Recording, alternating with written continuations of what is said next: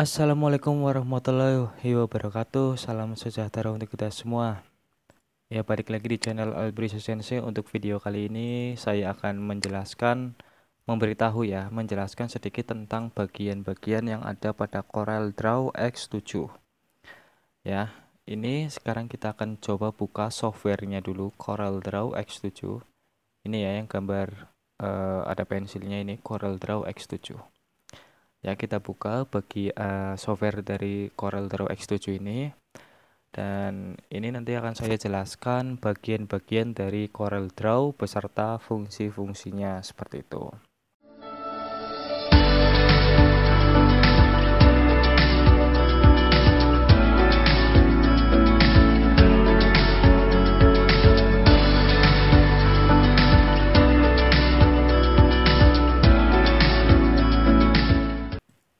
Saya sudah bikin materi ini. Di sini ada bagian dari CorelDRAW X7. Bisa kita lihat nanti sambil saya akan jelaskan ya dari materi ini dengan software CorelDRAW X7. Jadi tampilan CorelDRAW X7 nantinya kurang lebihnya seperti ini, seperti yang ada di gambar yang saya sudah tampilkan di materi ini. Ya, seperti ini tampilan untuk CorelDRAW X7. Nah, ini software CorelDRAW X7 sudah terbuka. Jadi ini merupakan tampilan awal saat CorelDRAW X7 dibuka, akan seperti ini. Ada keterangan get started, berarti keterangan untuk memulai. Nah, gimana biar tampilannya bisa seperti ini? Seperti ini. Nah, ini berarti sudah membuka lembar kerja baru atau dokumen baru. Kita langsung saja buka ke sini, new dokumen atau dokumen baru. Di sini name judulnya ya, maksudnya judul dari projectnya kita akan buat apa. Misalkan latihan ini, atau kita diamkan saja ya, United 1 seperti defaultnya. Terus ada size ini maksudnya adalah ukuran kertas yang akan kita buat, yang akan kita pakai untuk membuat desain seperti itu. Kita pakai A4 aja sudah, kalau sudah kita oke. Ya, jadi tampilannya seperti ini. Ini adalah software CorelDRAW yang sudah terbuka.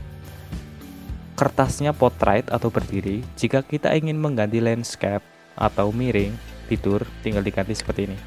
Ini landscape, ini portrait, seperti itu ya. Jadi hampir sama seperti Microsoft Office Word gitu ya. Ukurannya tadi A4. Misalkan kita mengubah ukuran jadi letter atau ukuran berapapun bisa kita ubah di sini. Kita klik. Nah, ini di sini banyak pilihan seperti itu ya. Oke, mulai saja kita lihat bagaimana bagian-bagian dari CorelDRAW itu sendiri dan juga fungsinya. Yang pertama yaitu ada title bar. Title bar seperti judulnya, title itu judul ya. Title bar ini merupakan area di mana judul kertas kerja yang sedang kalian jalankan. Jadi seperti namanya title atau title bar, itu adalah judul. Di sini CorelDRAW X7 United 1.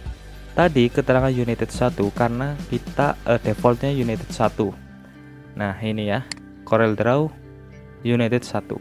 Kalau tadi saat kita membuka dokumen baru terus kita ketikkan latihan Corel, otomatis di sini judulnya akan jadi latihan Corel seperti itu ya. Jadi bagian pertama dari CorelDRAW X7 yaitu adalah title bar. Yang kedua itu ada bagian menu bar. Menu bar ini berisi perintah-perintah yang ada dikelompokkan ke dalam beberapa menu, seperti ada file, edit, view, layout, object, effect, bitmap, dan seterusnya. Ini ya di atas. File, edit, view, layout, object. Nah, ini merupakan menu bar. Tadi di atas title bar atau title bar ya, judul. Yang kedua ini adalah menu bar. Yang ketiga di bawahnya ini yang ada icon-icon ya, icon save, open seperti di Office Word, ada undo dan seterusnya. Itu merupakan bagian dari Corel yang ketiga yaitu standar bar atau toolbar ya. Ini berisi icon-icon standar yang memiliki fungsi tertentu seperti ini ya. Yang keempat adalah property bar. Ini property bar ini bisa juga disebut dengan active bar atau tools karena bar memunculkan menu yang berisi sesuai dengan apa yang kita kerjakan saat ini. Jadi ini property bar itu di sini. Di bawahnya subtool ya, sub menu bar ya, sub tanda bar atau toolbar ini. Di bawahnya dari toolbar ini ada property bar ya, ini di bawahnya ada property bar. Itu munculnya gimana? Ini ya, di sini nih, ini namanya tadi property bar di sini. Contoh kita membuat desain kotak, kita pakai ini rectangle ya, kotak kita buat. Nah, otomatis muncul ya ini di bawah dari tadi ya toolbar ini, di bawah yang ini icon-icon ini akan muncul seperti ini karena kita sudah bikin desain kotak tadi. Nanti otomatis akan muncul. Pokoknya kita memasukkan atau membuat desain apapun itu nanti akan mengikuti ya di sini ya. Property barnya akan mengikuti. Ini gimana maksudnya di sini? Ini berarti maksudnya adalah ukurannya sekian. Misalkan kita ganti, tadi kan milimeter, kita ganti sentimeter. Kita klik sembarang dulu ya, pakainya ini pick tool. Kita klik sembarang biar agar kotak ini enggak terseleksi. Lalu kita ganti ini milimeter jadi sentimeter biar lebih mudah.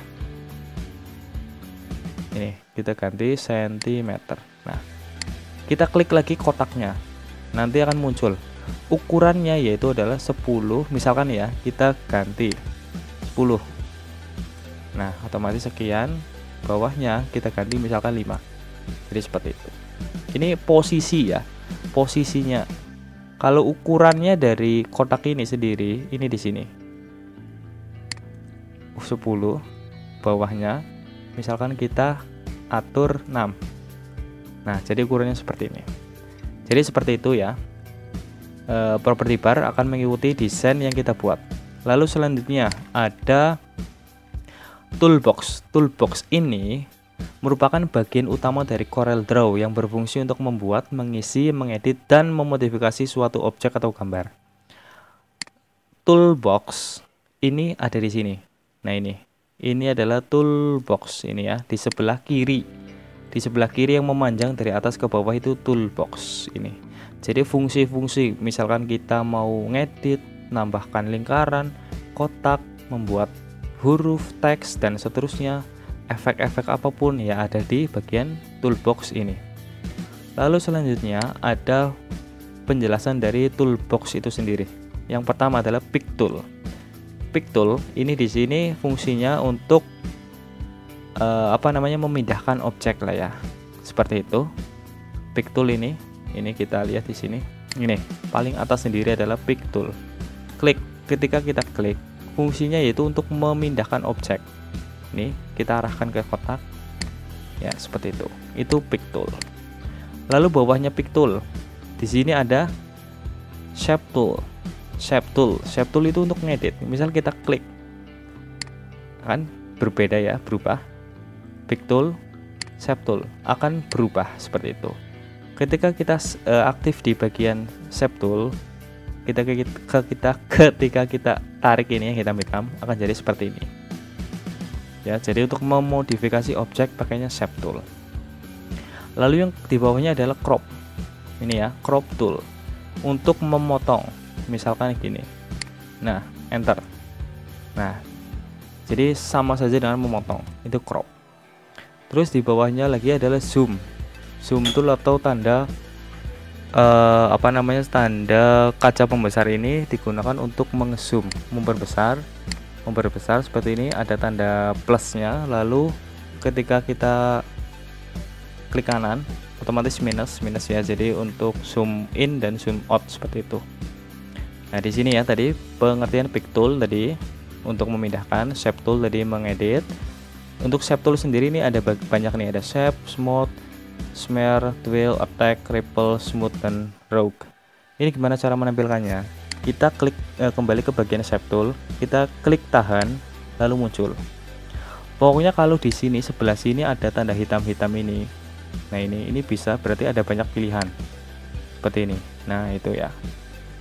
Seperti itu. Ini fungsi dari toolbox yang ada ya. Lalu untuk toolbox yang tadi setelah crop ada zoom, tadi sudah ya zoom. Terus ada freehand tool. Freehand tool ini digunakan untuk membuat garis. Ini ya, kita hapus dulu. Kita pakai selection tool, pick tool ya. kita hapus, delete. Untuk hapus pakainya delete ya, biasa.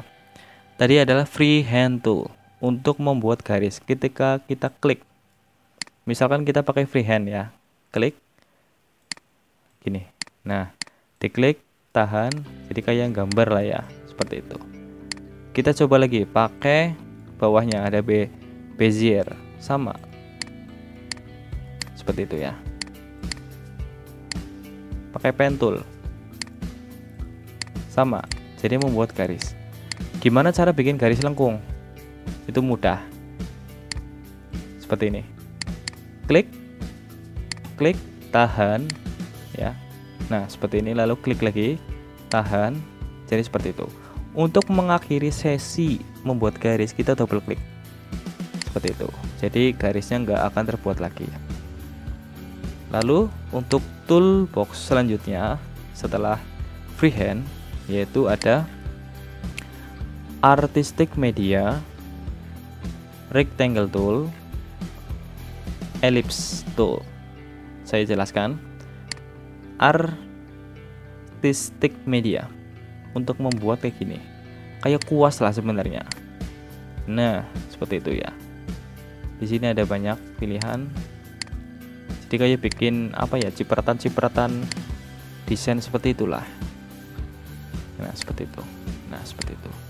Nanti tinggal di edit, misalnya ini ada food. Ya. Ada banyak lah. Nanti bisa kalian coba sendiri. Fungsinya dari artistic tool itu seperti apa? Ya, kita kembali lagi. Lalu yang selanjutnya tadi ada rectangle tool untuk membuat kotak. Terus bawahnya ada ellipse untuk membuat lingkaran dan seterusnya.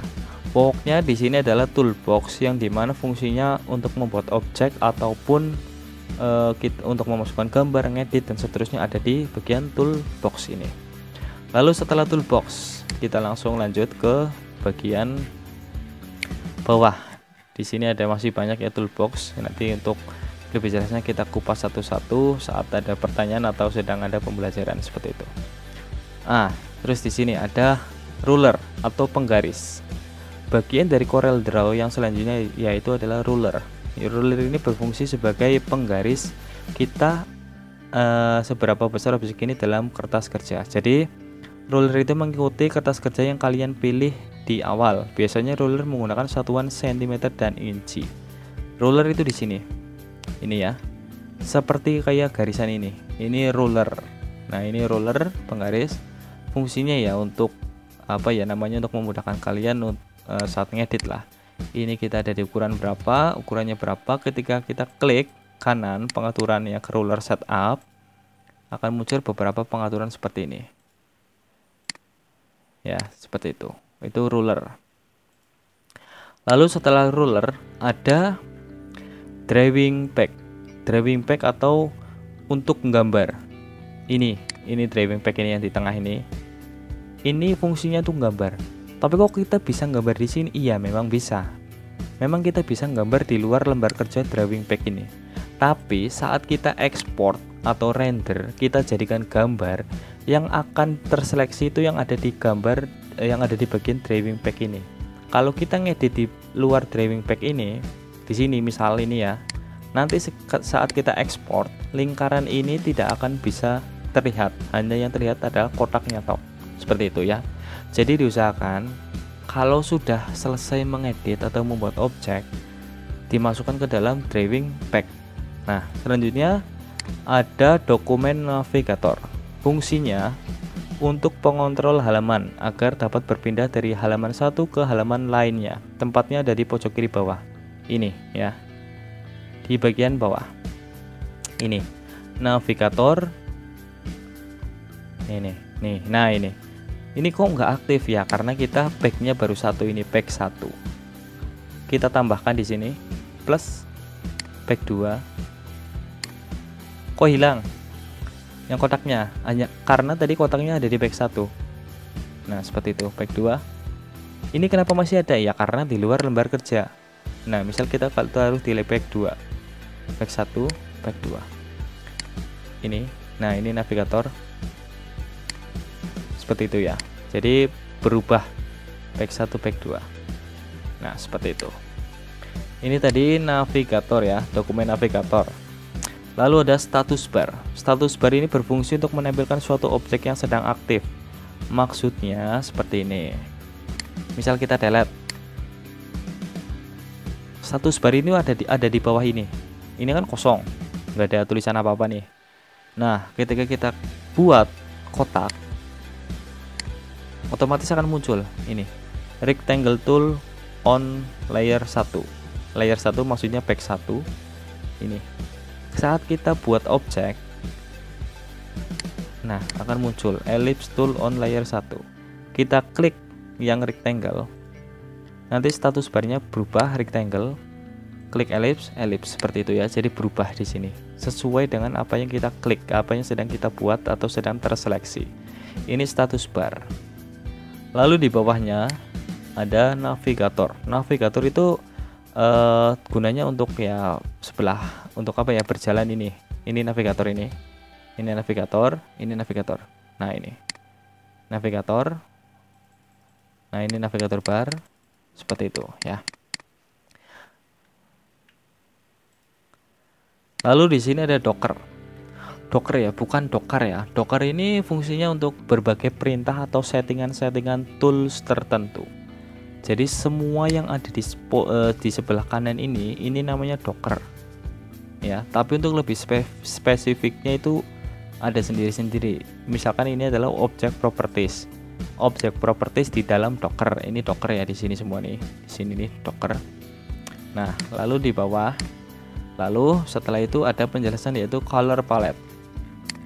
Ini ya, color palette. Color palette ini biasa ada di sebelah kanan. Color palette ini fungsinya ya ini. Sebelah kanan ini fungsinya ya untuk warna. Nah, misalkan kita klik kotak, kita masuk ke color palette ini, kita klik yang warna merah, otomatis berwarna merah. Seperti itu ya. Jadi itu merupakan bagian dari Corel Draw. Yang pertama tadi ada title bar ini di atas, judul. Lalu bawahnya tadi ada menu bar ini ya. Lalu di bawahnya lagi tadi ada berbagai macam icon. Itu ya, seperti itu. Kita ulangi lagi dari awal.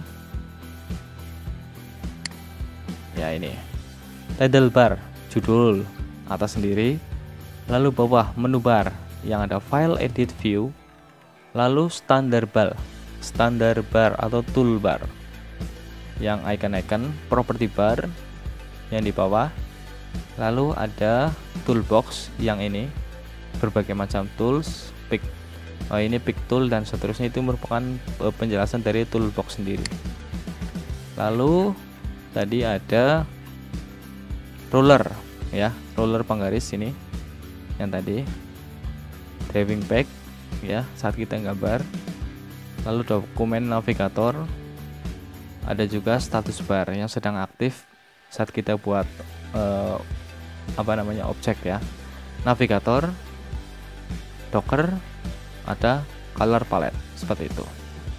Nah, misalkan kita nggak tahu ya ini fungsinya toolbox yang ada di sini itu untuk apa, bisa teman-teman pelajari lewat sini. Teman-teman masuk menu hint, masuk ke Windows, klik, lalu teman-teman masuk ke bagian ini, docker ya. Docker ini ya, tadi docker sini ya, docker. Pilih yang ini, hints ya, klik. Dah. Nah, ini hint. Fungsinya ini hint ya. Jadi teman-teman perhatikan di sini, dan ketika saya klik bagian ini rectangle tool, otomatis hintnya akan berubah. Klik. Nah, itu ada keterangannya, lingkaran dan seterusnya. Kita masuk ke ini rectangle tool, klik, ada keterangan rectangle tool to draw a rectangle, drag where you want to place. Nah, ini sama saja seperti tata cara ya menggunakan toolbox itu seperti apa. Jadi teman-teman bisa belajar bagaimana ini fungsinya tool ini untuk apa, cara mengaplikasinya gimana. ya dengan cara menu hint tadi diaktifkan ya. Lewatnya tadi mana? Windows, Docker, lalu hint, harus kondisi aktif seperti itu ya. Ya, jadi mungkin itu saja bagian-bagian dari CorelDRAW X7 yang bisa saya jelaskan. Kurang lebihnya ya mungkin ada yang lebih lengkap lagi bisa ditambahkan di kolom komentar ya. Jangan lupa untuk selalu mencoba, silakan mencoba. Semoga video ini bermanfaat ya. Jangan lupa dukungan like, subscribe, komen, dan juga share video ini ke akun media sosial teman-teman, ke orang-orang yang teman-teman kenal. Dan selamat mencoba, semoga bermanfaat. Bye bye. Bye. Bye.